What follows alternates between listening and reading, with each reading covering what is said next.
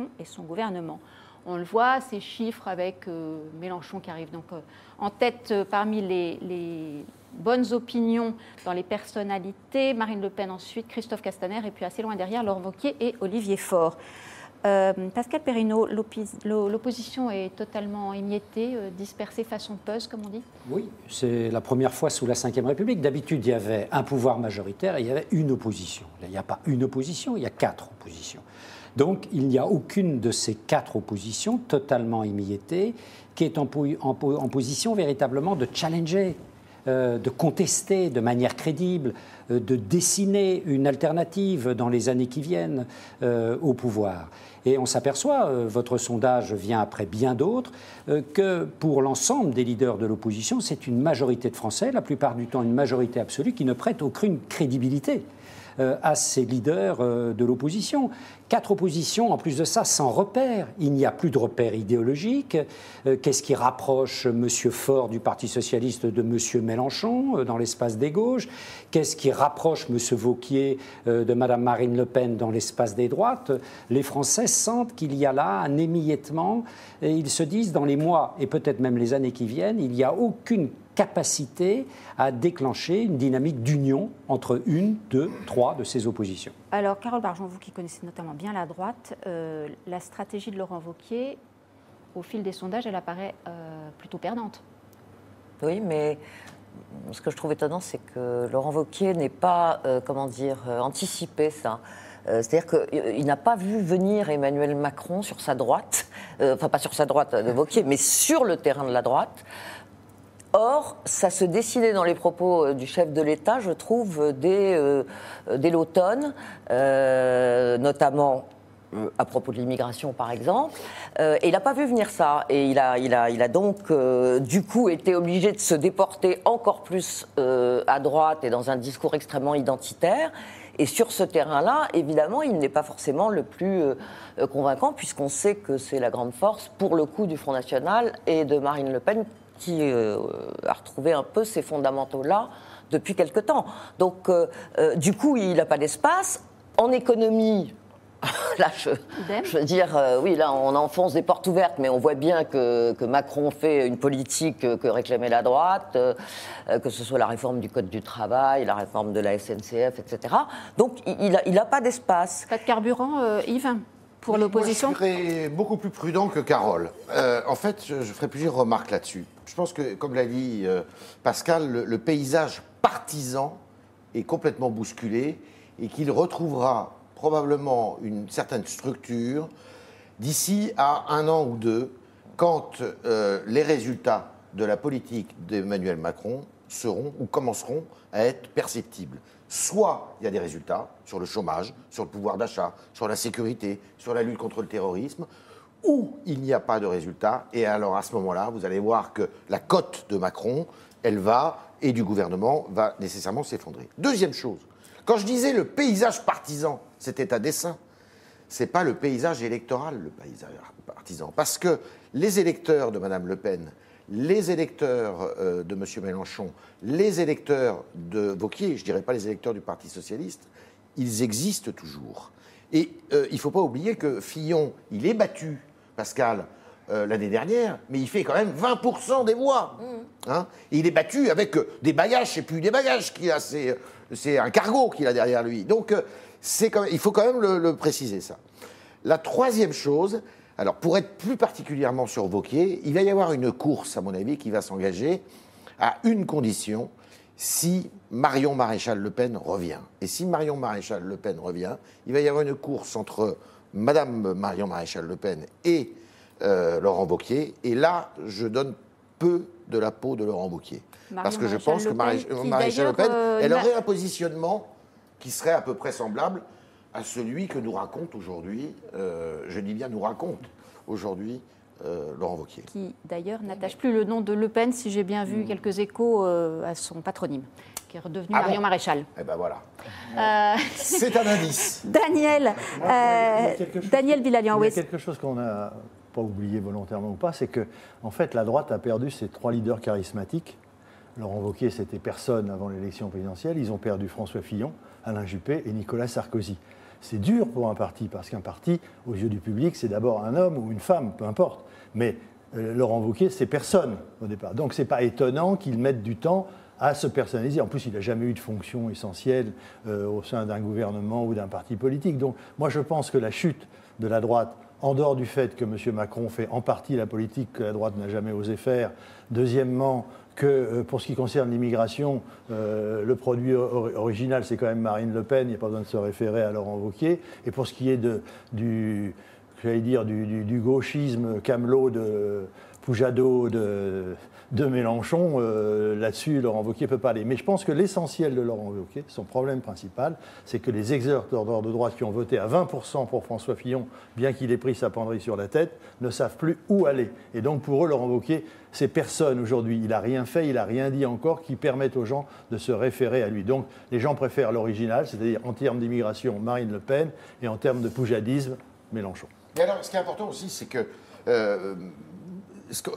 c'est pas scientifique ce que je vais dire, mais on l'entend quand même beaucoup quand on se promène, quand on fait du reportage, quand on écoute les gens, c'est l'insincérité de Laurent Wauquiez. Il a beaucoup de mal à asseoir une. Et l'épisode lyonnais n'a pas arrangé devant les étudiants lyonnais. C'est vrai.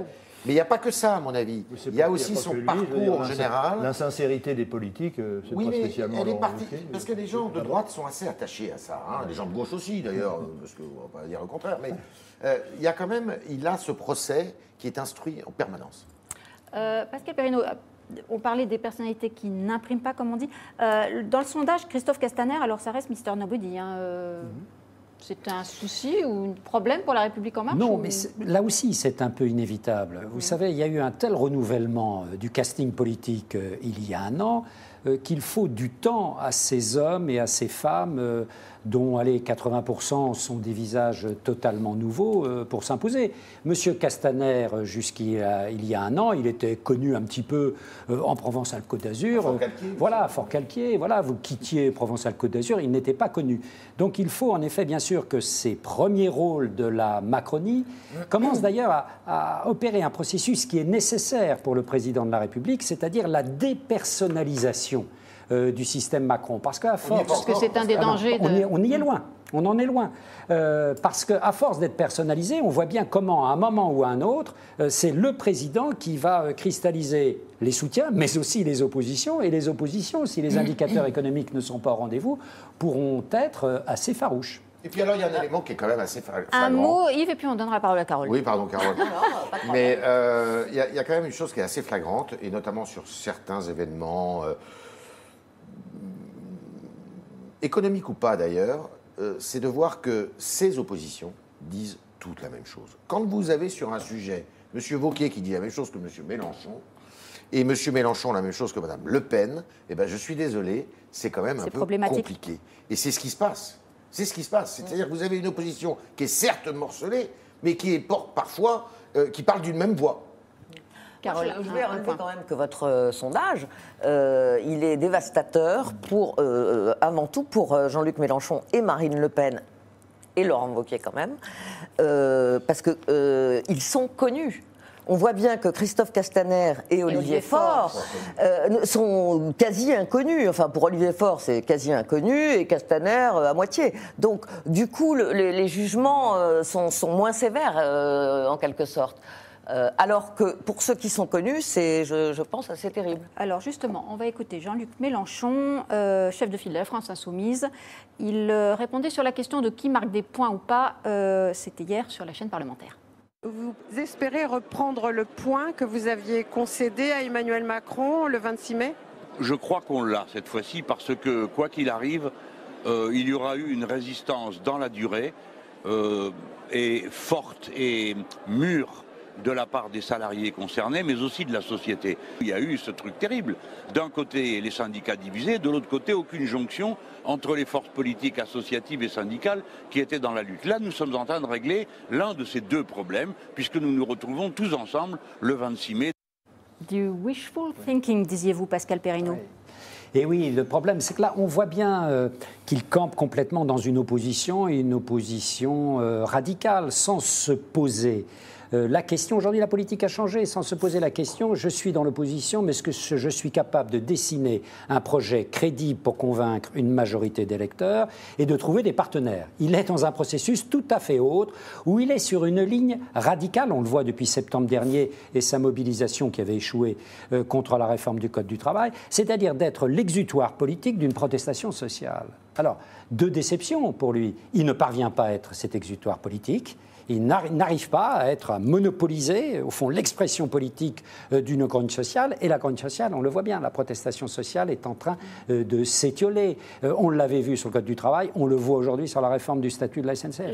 Le fait que la CGT et Martinez se rallient au mouvement le 26 mai, c'est un... Oui, je crois qu'il ne faut pas en attendre grand-chose, parce que déjà, Philippe Martinez, il ne sait pas s'il sera lui-même. Déjà. Après, on peut pas... C'est courage Fillon, un peu, toutes ces histoires-là. Hein. En plus, ce n'est pas le front syndical, puisque, évidemment, il est hors de question pour M. Pavageau, le nouveau patron de la FO, et le patron de Berger, le patron de la CFDT, d'y aller. Donc, il va y avoir des troupes, ça va peut-être grossir un peu la troupe. Mais si vous voulez, la merguez party, un samedi, ça ne fait pas sérieux non plus par rapport à l'électorat. C'est donc plutôt un aveu de faiblesse de la part de la CGT. Bah, bien sûr, c'est un aveu de faiblesse. Non, je veux dire, quand j'entends Jean-Luc Mélenchon, moi, depuis la campagne électorale, je trouve que c'est vraiment la dernière tournée d'une vedette, quoi. C'est Johnny Hallyday dans sa dernière tournée, il essaye de... Sans le public. Sans le public. il a un côté camelot, quoi. C'est les 3 stylos pour 100 francs. Quand vous rentrez chez vous, il n'y en a pas un qui écrit.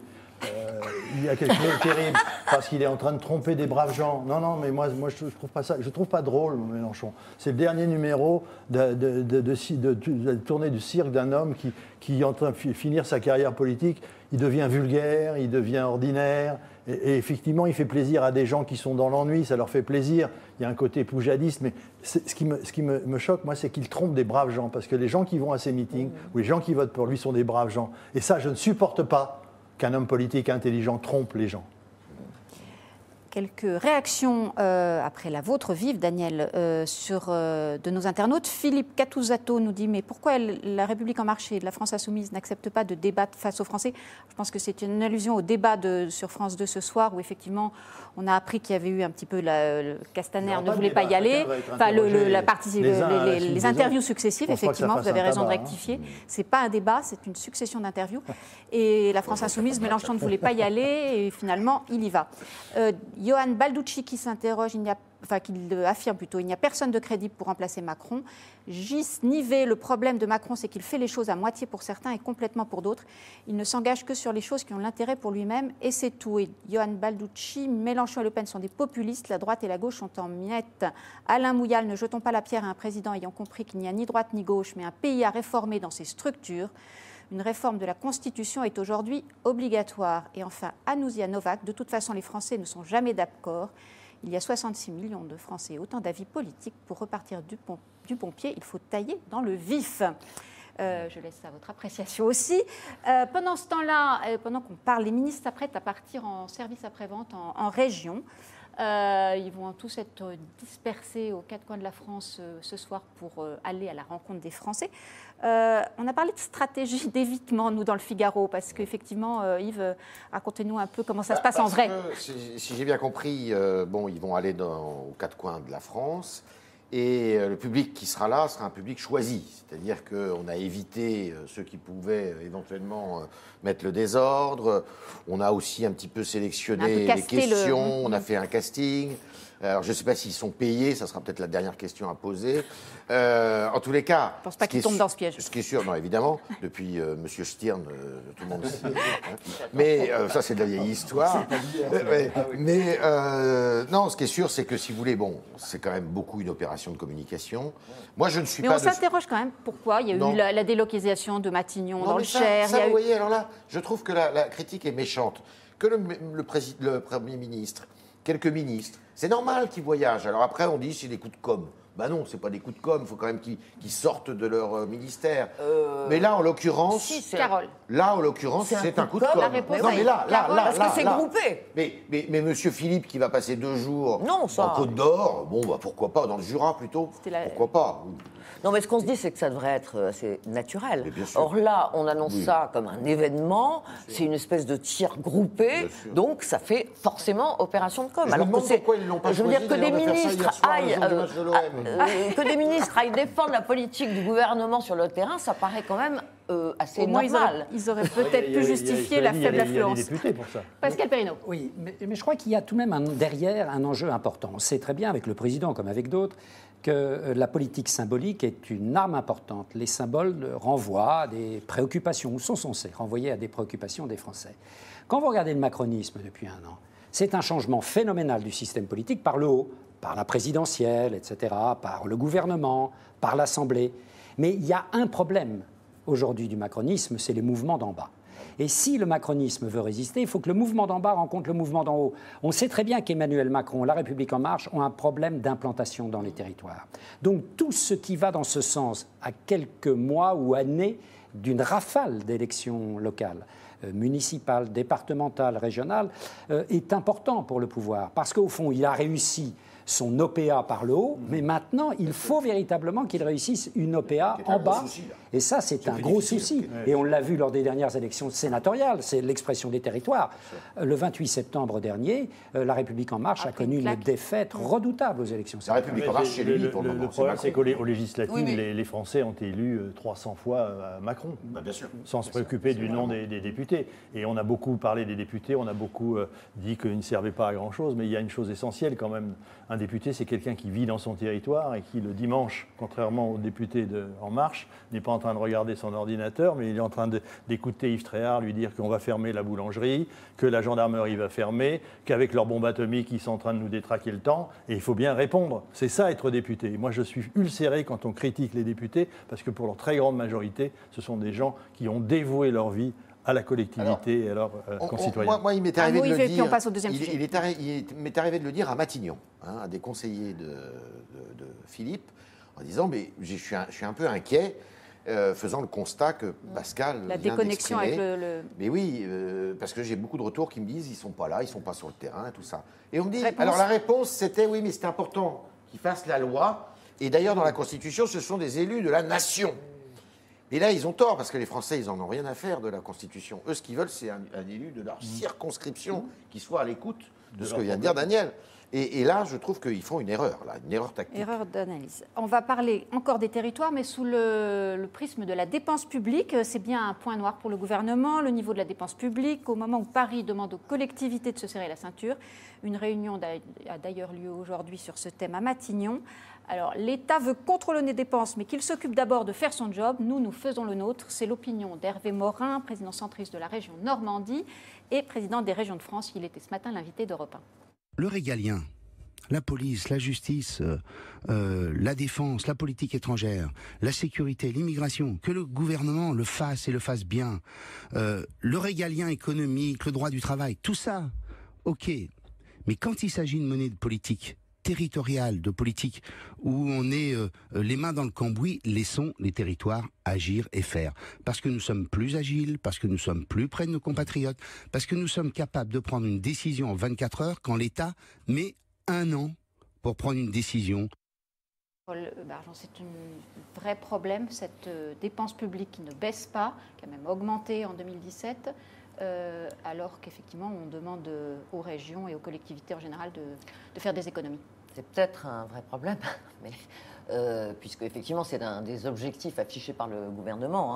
On sait qu'ils veulent réduire la dépense publique de 100 milliards d'économies sur 5 ans. Bon, mais comme le disait Jean-Pierre Raffarin sur une radio, je ne sais plus laquelle, hier matin, il disait mais le problème c'est que c'est assez difficile parce que l'essentiel de cette dépense publique elle est consacrée au fond à faire fonctionner notre système social et donc c'est un peu compliqué à partir du moment où on ne peut pas trop toucher à la santé, à la sécurité, à l'éducation, à l'école, etc.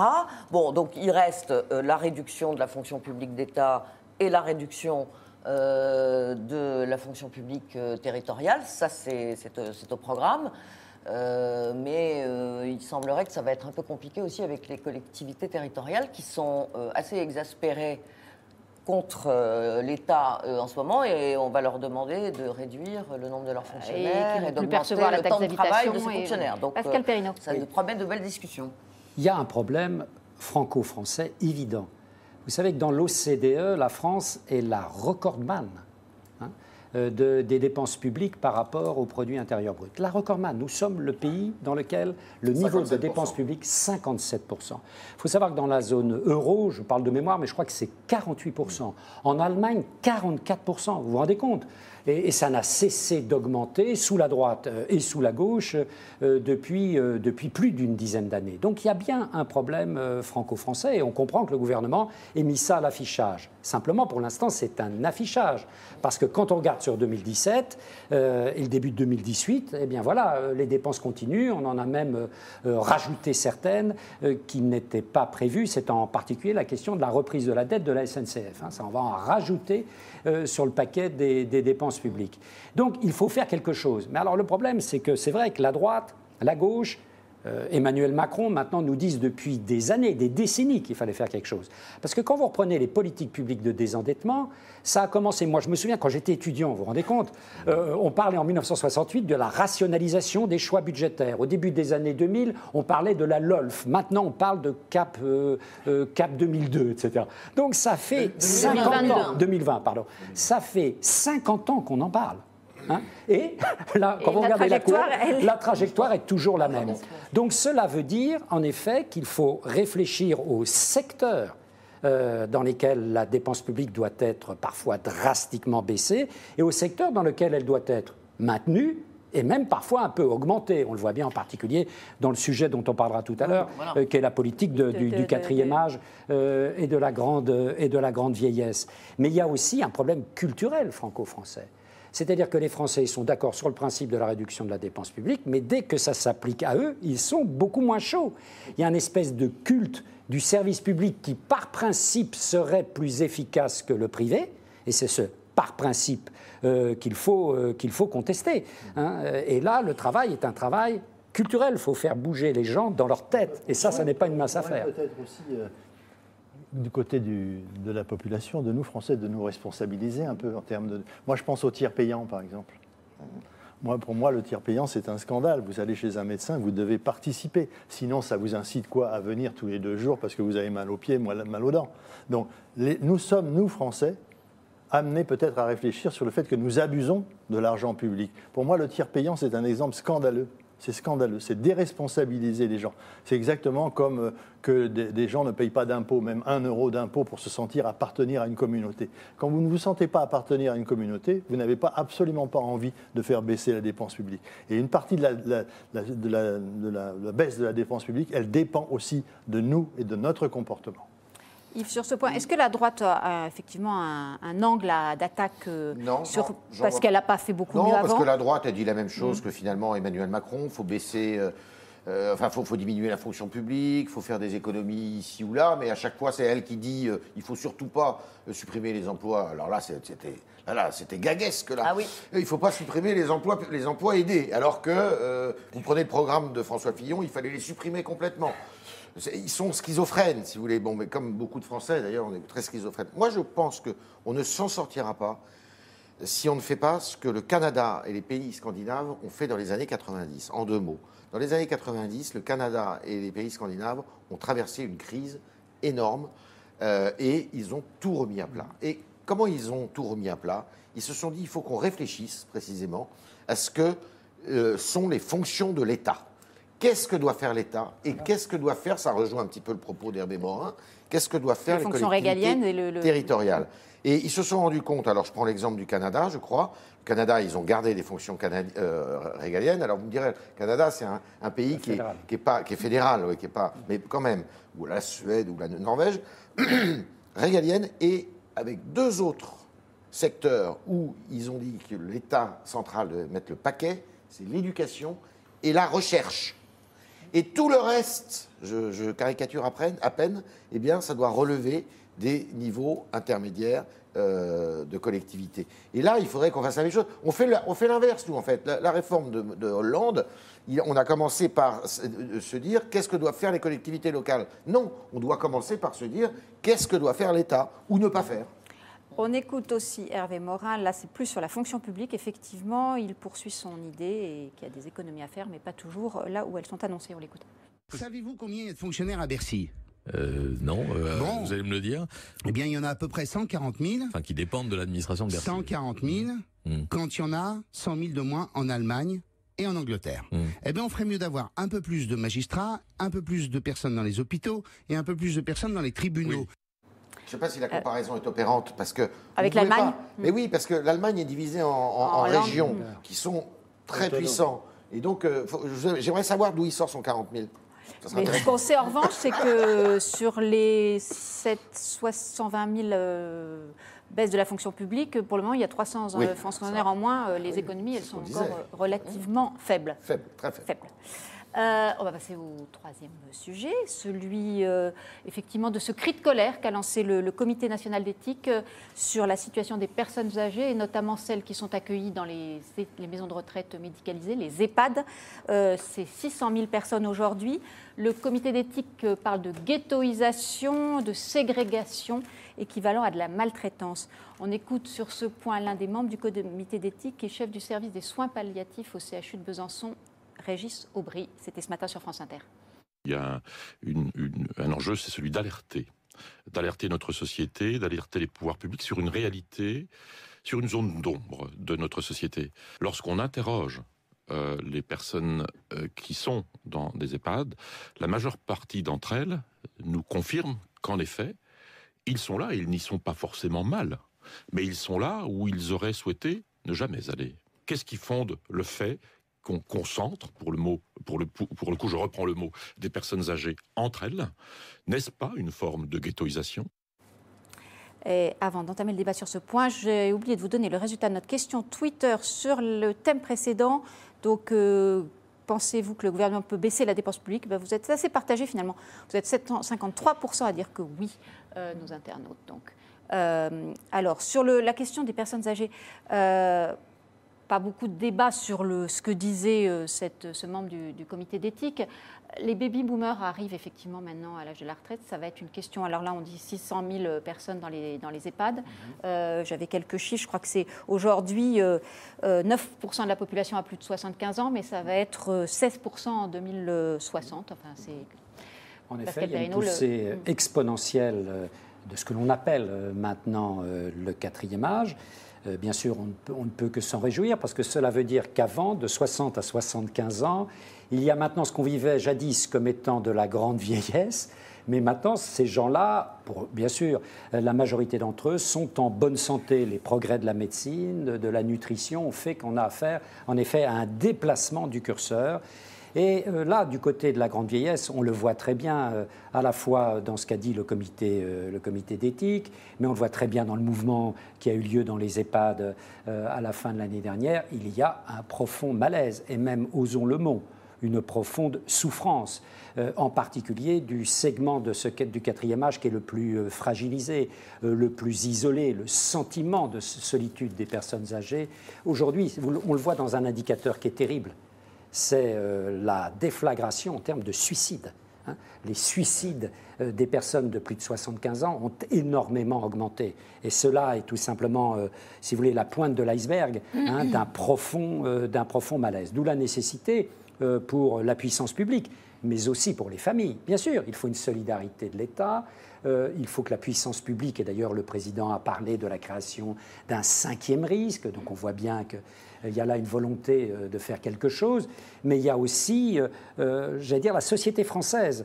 Et où en est la solidarité familiale? Parce qu'on le voit bien, cette solidarité familiale, quand vous prenez ça sur le demi-siècle qui vient de s'écouler, elle n'est pas allée en s'améliorant, elle est allée en se dégradant. Quelques chiffres, moi, qui m'ont frappé dans ce rapport du comité d'éthique. Les personnes de 75 ans ou plus, 79% n'ont pas eu de contact avec leurs frères et sœurs, 41% avec leurs enfants.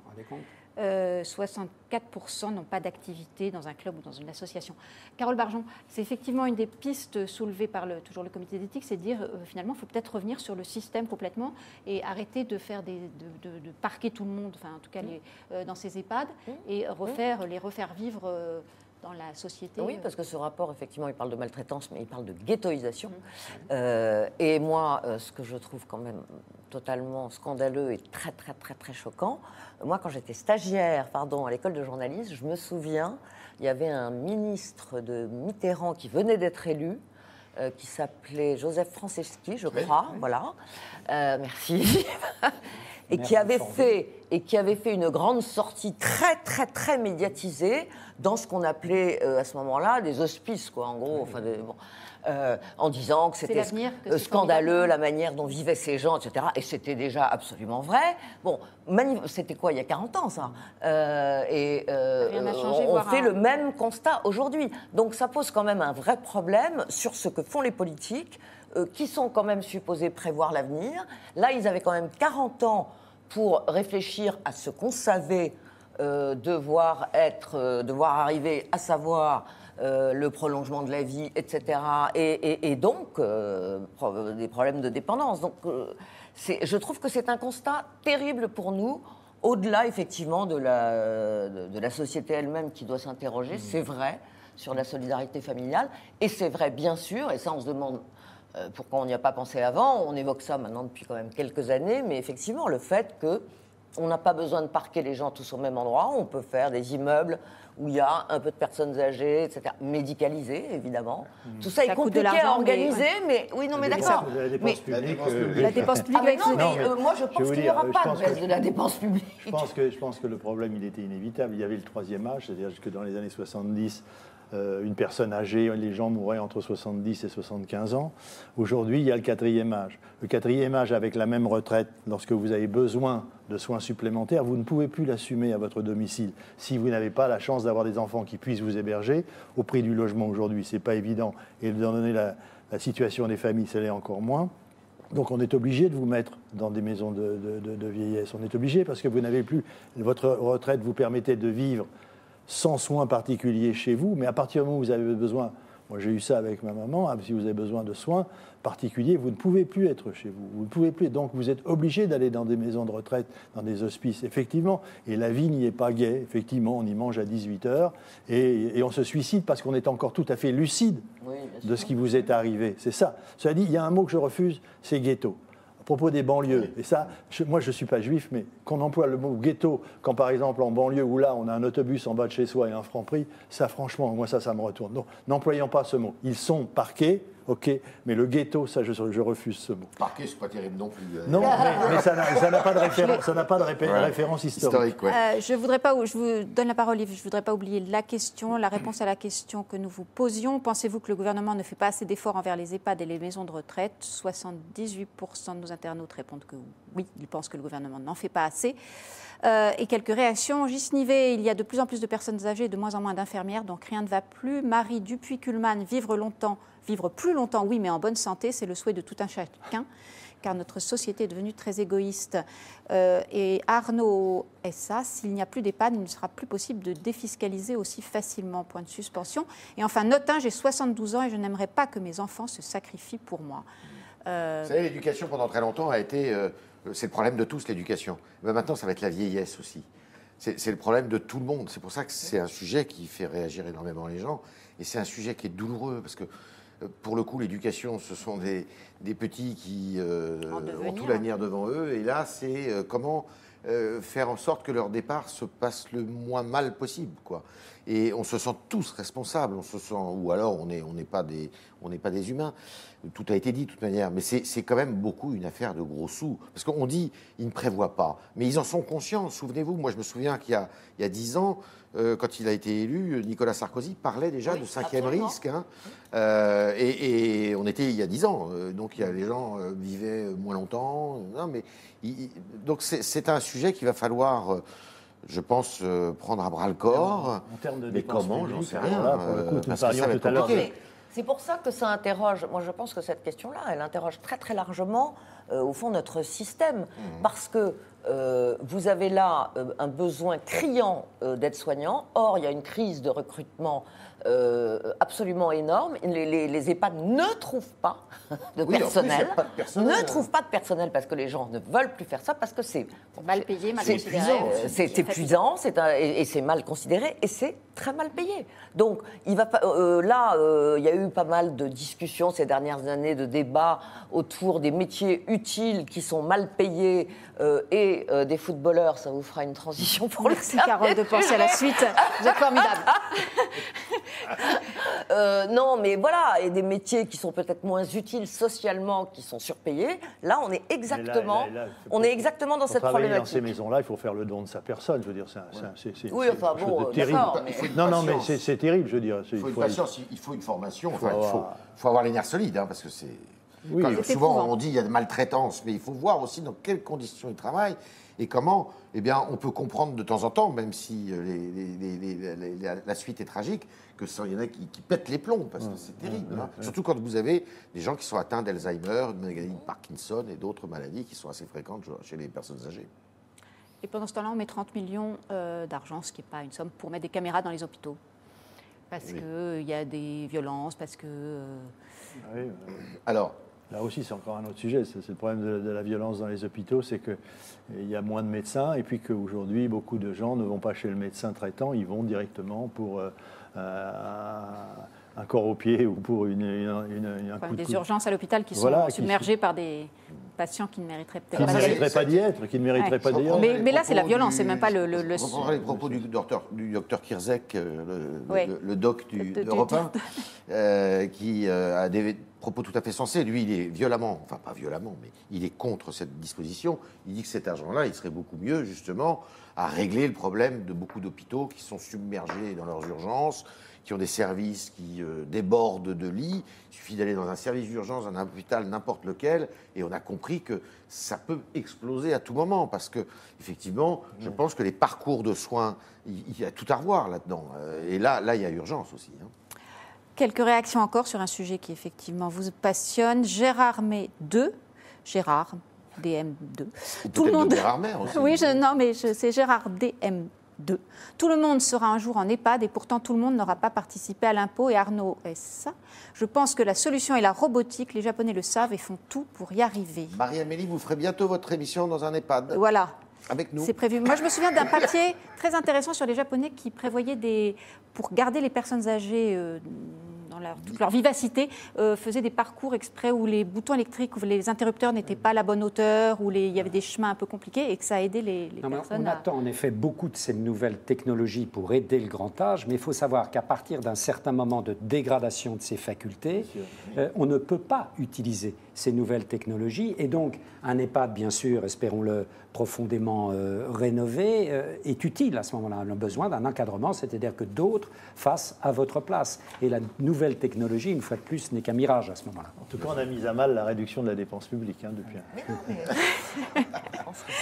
On est mal Alors, parti puisque Carole m'avait trouvé une transition toute trouvée pour le football, mais c'est moins l'argent qui nous intéresse ce soir. En tout cas, après les espoirs douchés au propre comme figurait de l'OM, place aux espoirs pour la Coupe du Monde, le suspense sera levé dans 2 heures, un petit peu plus de 2 heures, par Didier Deschamps, qui annoncera qui a gagné son ticket pour la Russie. 23 noms qui seront abondamment commentés. On dit souvent qu'il y a 66 millions de sélectionneurs en France. Alors, allons-y dès maintenant. D'un point de vue, Daniel Bilalian, c'est sur vous que ça tombe. Quel conseil à Didier Deschamps, qui regarde sûrement Point de vue ? Non, Didier Deschamps est sans doute l'entraîneur qui est l'un des meilleurs entraîneurs que le football français ait eu, avec celui qui nous a fait triompher en 1998. D'abord parce que c'est un homme de décision et c'est un homme de pouvoir. Il faut savoir qu'en 1998, il y avait des vedettes dans l'équipe de France de football, comme Zidane, mais c'était Didier Deschamps qui commandait l'équipe et qui disait à Zidane, tu vas faire ci, tu vas faire ça, déjà à l'époque. Ensuite, il a eu l'intelligence à plusieurs reprises déjà de ne pas sélectionner, tout comme l'entraîneur de 1998, de ne pas sélectionner Monsieur Jacquet, de très grands joueurs, mais qui pourraient mettre une mauvaise ambiance dans l'équipe. C'était le cas de Anelka en 1998, qui était un grand joueur de football, mais M. Jacquet a dit non, il va mettre le chambard à l'intérieur du truc, ça va très mal se terminer. Et on va voir ce qu'il va faire aujourd'hui, Didier Deschamps. Il a jusqu'à présent refusé de mettre Benzema dans l'équipe, parce qu'il considère que Benzema est un fauteur de troubles, pour ne pas parler vulgairement. Vous partagez son... Et donc, je pense qu'il a l'autorité nécessaire, encore aujourd'hui, sur des joueurs qui, par rapport à ces générations, ont beaucoup évolué.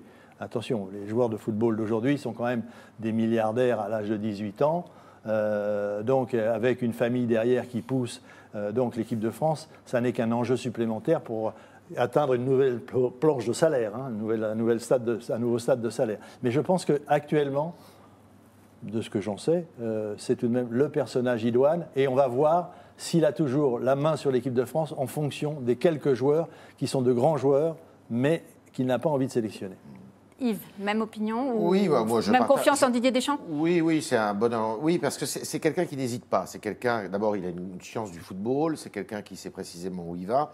Je partage l'avis. Il faut mieux avoir des joueurs qui forment une cohésion de groupe plutôt que des individualités. On a vu ce que ça donnait parce que en Afrique du Sud, il y avait des grands joueurs et ces grands joueurs se sont comportés comme des voyous, on peut le dire carrément. Troisième chose, il a de la chance, Didier Deschamps, cette année, parce qu'il n'a pas de cas de conscience de joueurs indispensables et de premier plan blessés. Griezmann est en pleine forme, on l'a vu encore hier soir. Pogba, je crois pas que, enfin, je pense que ça va.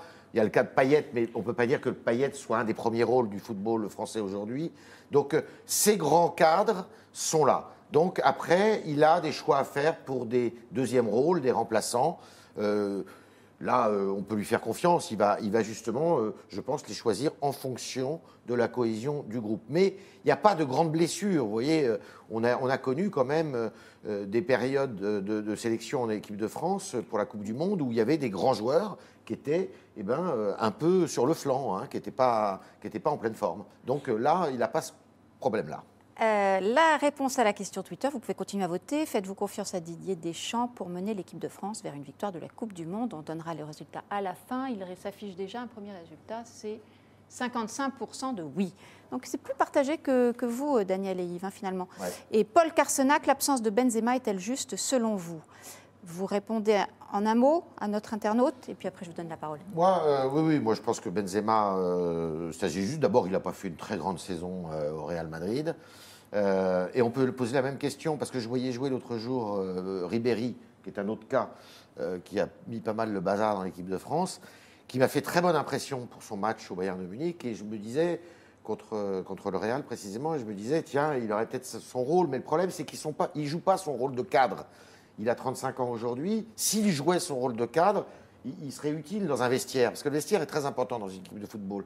Mais lui, il ne le joue pas. Il continue à faire le marlou, alors qu'il est quand même encore brillant. En Allemagne, il est un peu tenu dans l'équipe. Voilà. C'est un charlot. C'est un charlot, c'est un couillon, quoi. Donc l'Allemagne lui fait du bien. Pascal Perrineau, je ne doute pas que vous ayez peut-être un avis sur la sélection elle-même. Je joue en division amateur, je vous dis tout de suite. Alors, dites-nous, quelle est déjà sur la question sur la confiance qu'on peut faire à Didier Deschamps? Mais je trouve que, si vous voulez, la confiance en matière d'un sélectionneur, c'est un peu la même chose que la confiance vis-à-vis d'un chef d'entreprise, vis-à-vis d'un chef politique. Et Didier Deschamps, comme ça, quand on écoute les gens les mieux informés, il a l'expérience.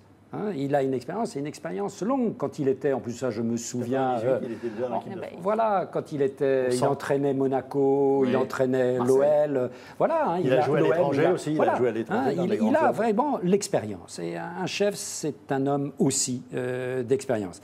Il a la capacité de décision. Et il a la modestie.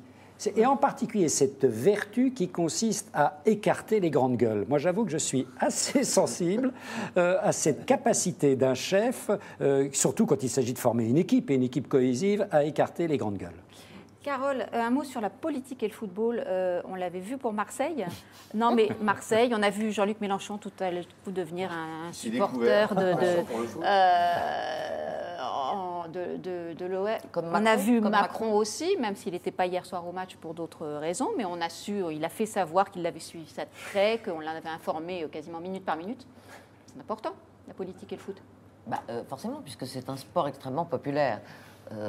Donc forcément, quand vous montez dans une tribune comme Sarkozy, qui est chaque week-end, je ne sais pas s'il y a des matchs chaque week-end, parce que voilà, moi le foot c'est pas exactement ma spécialité, mais c'est évident que oui, il faut en être. Il y a des hommes politiques qui n'aiment pas le foot, qui le disent. Vous prenez Jean-Claude Gaudin, le maire de Marseille, il n'aime pas le foot. Bon, il n'est jamais au stade. Si, il est obligé parce que s'il n'aime pas. Mais il le dit, lui, il n'aime pas le foot. Jacques Chirac n'aime pas le foot, il est plutôt rugby. Il ne savait même pas le nom des joueurs de l'équipe de France en 1998. Mais il enfilait le maillot. Et il enfilait le maillot. Vous êtes obligé, vous êtes obligé. Alors, il y en a qui sont sincères. Le président de la République actuel, le président de la République, Sarkozy, était sincère dans son amour pour le football. Vous avez eu des grandes figures de la classe politique comme Philippe Séguin, qui était mais c'était leur deuxième passion. Cohn-Bendit jouait encore au football il n'y a pas très longtemps d'ailleurs. Donc, mais vous êtes obligés, regardez. Et Madame Hidalgo, qui est la maire, qui est très critiquée par ailleurs, qui est la maire de Paris, je ne sais pas si elle aime le football, mais en tous les cas, elle se fait l'obligation d'être au Parc des Princes quand il y a des matchs. Moi, ce que j'aimerais savoir, c'est au cas où nous gagnerions cette coupe, si par rapport aux événements en 1998, s'il y aurait le même type d'engouement et de manifestation. Ça se passe en Russie aussi. Hein. Oui, d'accord, mais est-ce que ça donnerait à nouveau un sens politique ? Black, blanc, beurre, on sait ce que c'est devenu, mais je ne sais pas si aujourd'hui, dans le contexte actuel, ce serait intéressant de voir si on éviterait Black, blanc, beurre, je pense, parce qu'on a vu que ça n'avait servi à rien et que ça ne correspondait d'ailleurs à rien, surtout. Que ça n'avait pas empêché les banlieues en 2005 d'exploser, et qui explosent tous les ans d'ailleurs. Mais ça sera nécessairement, Daniel. On va vouloir, les observateurs vont vouloir lui donner, s'ils gagnent, ils n'ont pas gagné, mais lui donner une signification. Les politiques vont s'en mêler, évidemment. Oui, mais ça dure. Ça dure donc ça dure. Voilà. C'est éphémère. John Sacha Lagrange nous dit Didier Deschamps veut la Coupe du Monde et il l'aura. Bon.